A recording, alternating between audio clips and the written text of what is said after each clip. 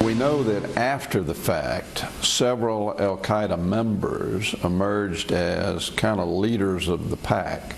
So I can say with complete confidence that al-Qaeda was involved in it, and that certainly the State Department knew that al-Qaeda had a major presence in Benghazi. We know that there are guys who may have ties or loose affiliations to people who are also affiliated with al-Qaeda. That doesn't mean al-Qaeda core is directing or planning anything in Benghazi, and it doesn't mean that they were involved here. We have no indications that they directed or planned this attack.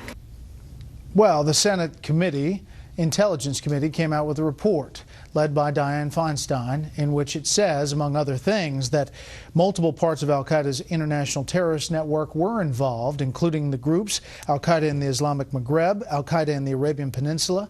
Both branches of al-Qaeda sworn allegiance to Ayman al-Zawahiri, who obviously was number 2 under Osama bin Laden. What about all of this in this report? Let's bring in our panel. Steve Hayes, senior writer for the Weekly Standard, Juan Williams, columnist with The Hill, and Jonah Goldberg, at-large editor of National Review Online. This is what I call the go-to panel, and the go-to panel. But Steve. Well, I think the first thing that has to be said is I have to praise the Senate Democrats who issued this report. It's a tough report. It's very, very tough on the State Department. Obviously, as we just heard, the report concludes without qualifiers that al-Qaeda elements were involved. It names the 4 specific al-Qaeda groups that played a role in the attacks or who contributed participants in the attacks, both of which undermine the administration's narrative, certainly undermine the revisionist narrative that the New York Times tried to sell a couple weeks ago. But it's a tough report. Now, having said all that, it doesn't answer all of the questions. There are many, many questions that still remain to be answered, and that was one of the criticisms that the Republicans in their additional views to this report, led by Saxby Chambliss, also made note of. There are a lot of questions that we didn't have answers, and certainly the Democrats, I think, could have been tougher on the whole talking points controversy. They kind of skated right by the talking points and didn't really criticize the administration on that.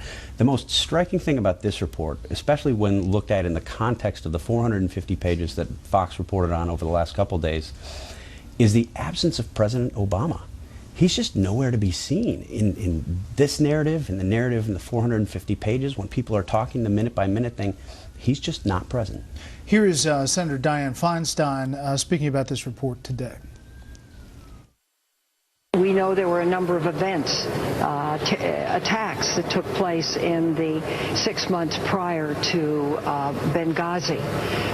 We also know that there was discussion about added security. We know the ambassador did not want added security. We know there were concerns about Benghazi. We know there were training camps around that area. And it is something that I think the State Department has to really come to grips with. That's part of this report, Juan, is what the State Department knew about the security situation, when they knew it, and the fact that they had re-upped this lease for that particular building for another year, something that wasn't noted in the Accountability Review Board. Right. I think, to me, the big news out of this was you have a report, as Steve said, that I think is very tough, coming from the Democrats in the Senate, and it says, to me, the headline is, this could have been prevented. Now, how it could have been prevented is better intelligence. They say very clearly the intelligence that was coming in was of poor quality, and then there were poor communications between the intelligence agencies and the State Department. In fact, what we learn is that the CIA did take some steps to have added security at their installation there. The State Department did not. And as you just heard from Senator Feinstein, there's also some suggestion that the ambassador didn't want that added security in Benghazi. He had requested added security in Tripoli. But I think to me, the big news here is about the language. I mean, because clearly the Republicans are still stuck on this business about affiliated. And then the key argument would be, so does that mean that they were under the control of al-Qaeda, the core group that threatened the United States, or is this simply some, distant linkage that you could draw on some kind of map and say, well, this guy knew that guy who knew that guy? You know what we would know more about is if we had more of those documents from the Osama bin Laden raid that kind of lay out, allegedly, the connection between al-Qaeda core and those affiliate groups, but we don't have those. We only have 19. That's true. Jonah. Yeah, I think the reason why some people are focusing on the affiliated / al-Qaeda stuff is that the narrative that came out of the White House and out of the State Department for a very long time was that this was a spontaneous movie review from a bunch of jihadists, and it had nothing to do with terrorism whatsoever.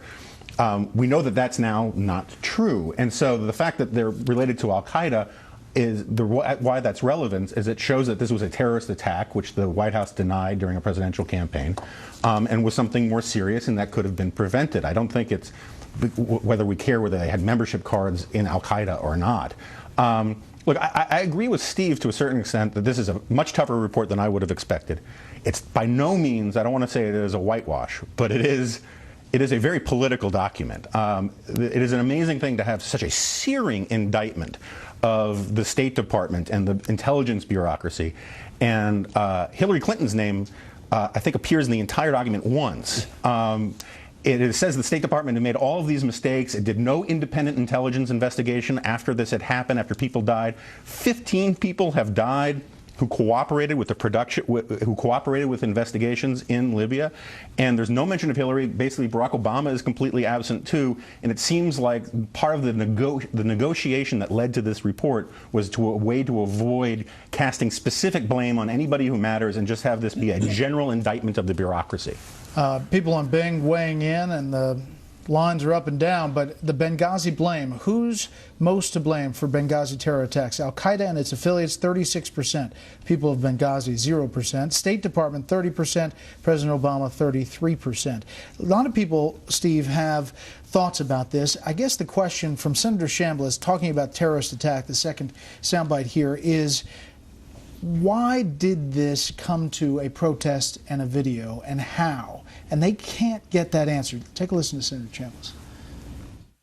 I think very clearly they knew by the time that meeting took place that this was a terrorist attack. And they had to discuss the ramifications of what a terrorist attack meant in light of the fact that the president had been out there talking about Al-Qaeda had been decimated. Did they know Al-Qaeda was directly involved at that point in time? Probably so. But again, I don't know what was discussed there, and I can't really answer that. And he suggests they've been stonewalled by the State Department and the White House. They have been stonewalled, and even the Democrats in this report acknowledge that the White House was not cooperative initially, and still there are many things that the committee would like to see that they haven't yet seen. I think there's an answer to the question, to the video question. I mean, there was an initial report that mentioned, an intelligence report, it was an intercept that mentioned the protests in Cairo.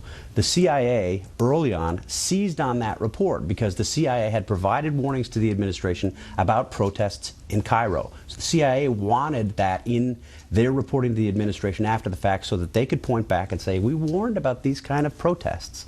The CIA hadn't warned about Benghazi. The administration then took that one single mention and blew it up as the cause of the attacks, which nobody believed that it was. And you saw in the email exchange that came out with the talking points, David Petraeus object to the talking points in part because the reference to the Cairo piece had been taken out, and the emphasis was so much then on the video from that point forward. I want to go down the road really quickly. Political implications, perhaps for Hillary Clinton. Well, I think Republicans are clearly have their eyes on this as being something they can use against Hillary Clinton in a presidential race. Does it stick? But no, it doesn't stick. I mean, look, there's no, in this report, tough as Steve says it was, there's no evidence of a cover-up of any kind. In fact, it says there's badly positioned military jets, bad intelligence, bad communications, but there's no cover-up, there's no stand down, don't respond, nothing like that. Jonah. I think it sticks to the extent that it undermines her sense of good management of the State Department. All she has going for her is that she traveled 1 million miles, meanwhile 4 Americans died. Yes, it matters, and I would argue that it already has. If you look at her favorability ratings more than a year ago and compare them to where they are now, it's had an effect. They're down.